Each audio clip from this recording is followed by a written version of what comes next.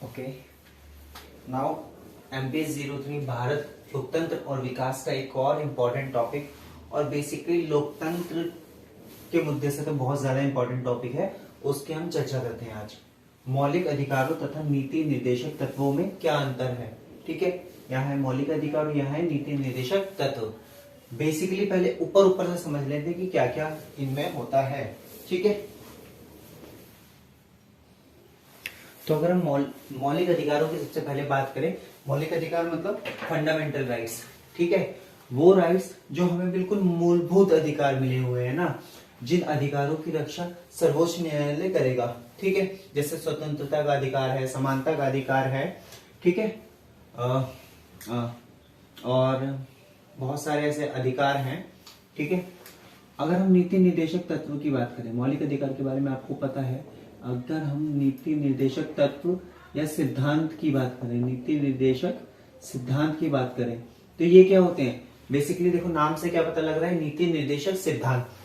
इसका मतलब नीति निर्माण जब हम कर रहे हैं तो उस किस चीज को ध्यान में रखते हुए, वो सिद्धांत, किन सिद्धांतों को ध्यान में रखते हुए हम नीतियों को बनाएंगे। अब एक चीज सोचो, जैसे कि बेसिकली क्या होता है, जो नीति निर्देशक सिद्धांत है ना, ये सरकार जो है वो सरकार को जन कल्याण के लिए नीति बनाने में मदद करती है। ठीक है, इसके अंदर बहुत सारी नीतियां आती हैं, जैसे महिलाओं को पुरुषों के बराबर वेतन मिलना चाहिए। ठीक है, और बंधुआ मजदूर वगैरह, ऐसे बहुत सारी वो चीजें आती हैं जो समाज के कल्याण के लिए जरूरी है। ठीक है, एक बार पढ़ते पढ़ते समझ आएगा हमें धीरे धीरे। बेसिकली आप समझो, भारत के संविधान के भाग 3 में मौलिक अधिकार शामिल है। संविधान में भाग होते हैं हमारे, तो उसके भाग 3 में मौलिक अधिकार शामिल है, अनुच्छेद 12 से 35 तक। ठीक है, नीति निर्देशक तत्व जो है तुरंत उसके बाद भाग 4 से अनुच्छेद 36 से अनुच्छेद 51 में है। ठीक है, याद रहेगा क्या? बिल्कुल। भाग 3 आर्टिकल 12 से आर्टिकल 35 तक, और भाग 4 आर्टिकल 36 से आर्टिकल 51 तक। भारत के संविधान द्वारा भारत के नागरिकों को दिए गए मूल अधिकार मौलिक अधिकार कहलाते हैं। भारत के संविधान द्वारा भारत के नागरिकों को दिए गए मूल अधिकार, मूल मतलब एकदम बेसिक अधिकार, जिनकी जरूरत तो है ही है। जैसे कहते हैं ना कि बेसिक नीड्स होती है, रोटी कपड़ा और मकान, उनके बिना तो लाइफ आप एक्सपेक्ट ही नहीं कर सकते। कुछ स्टैंडर्ड ऑफ लिविंग ये तो बहुत दूर की बात है, लाइफ के जीने के लिए वो बेसिक नीड्स चाहिए। तो इसी तरीके से जो ये मूल अधिकार, बेसिक राइट्स है ना, फंडामेंटल राइट्स है, ये बहुत इंपॉर्टेंट है किसी भी नागरिक को एक स्टैंडर्ड, एक डिसेंट लाइफ जीने के लिए। जैसे कि स्वतंत्रता का अधिकार आप ले लीजिए, समानता का अधिकार, किसी में भी किसी तरीके का भेदभाव नहीं होगा, वो सब। निर्देशक तत्व को तैयार करते समय सरकार द्वारा निर्देशक तत्व नीतियों को तैयार करते समय सरकार द्वारा पालन किए जाने वाले दिशा निर्देश है। देखो, निर्देशक से आपको पता लगा ना, ये दिशा निर्देश है। ये क्या है कि नागरिकों को मूल अधिकार मिले हुए हैं, ये क्या क्या नागरिकों के अधिकार है, लेकिन ये वो दिशा निर्देश हैं जिनको ध्यान में, जिनको बेस बनाकर सरकार अपनी नीतियां बनाती है। ठीक है, नीति निर्देश मतलब नीतियां बनाने के लिए जो निर्देश दिए गए हैं वो है दिशा निर्देश। वो दिशा निर्देश सरकार पालन करती है जब भी नीतियां बनाती है। समझ आ रहा है आपको?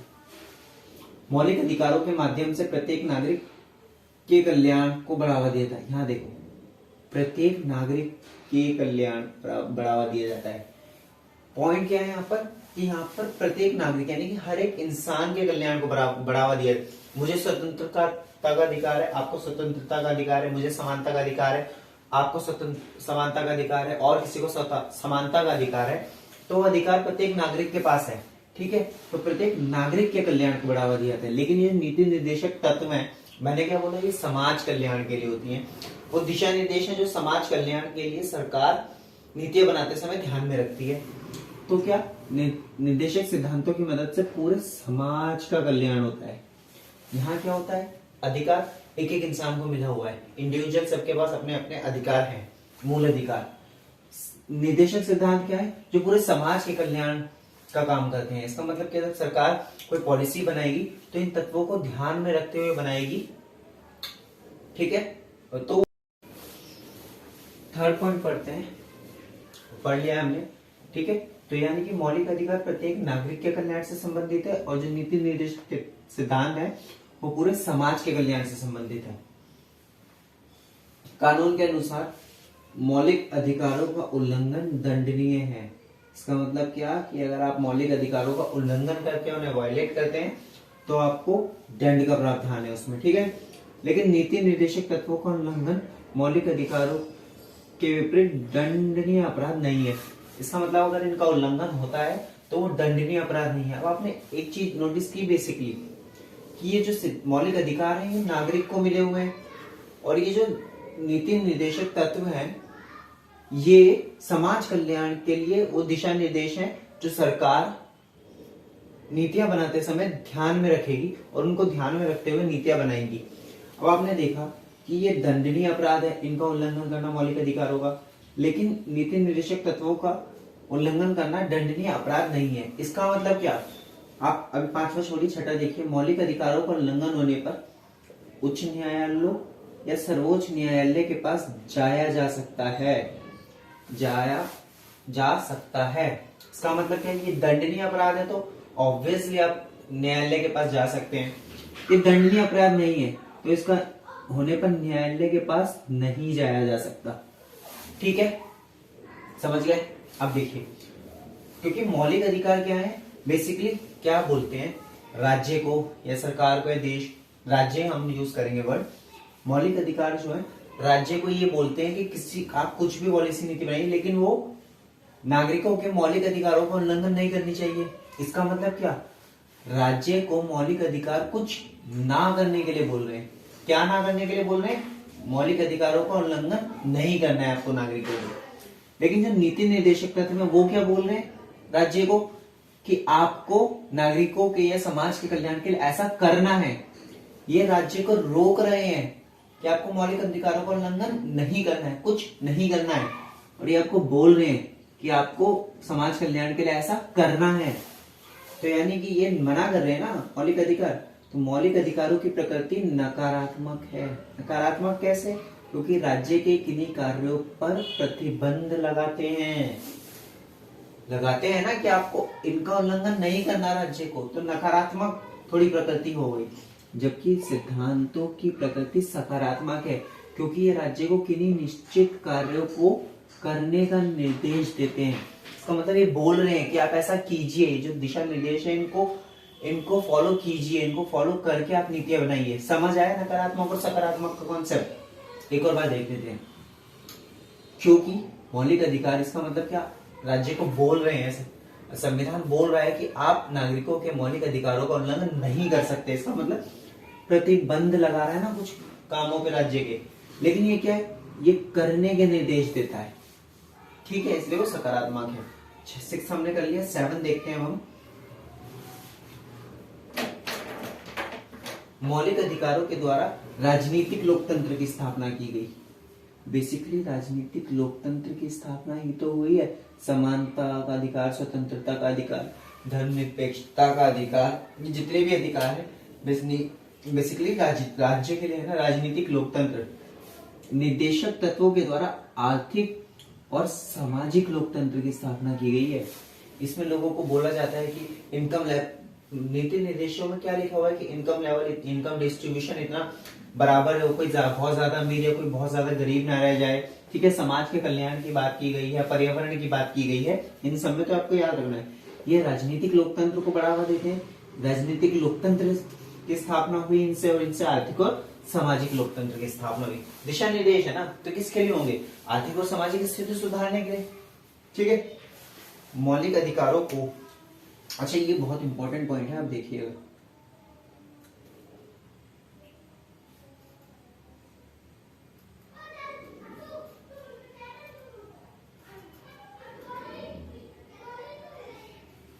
मौलिक अधिकारों को ब्रैकेट में कुछ लिखा है, अनुच्छेद 21 को छोड़कर आपातकाल में स्थगित करने का प्रावधान है।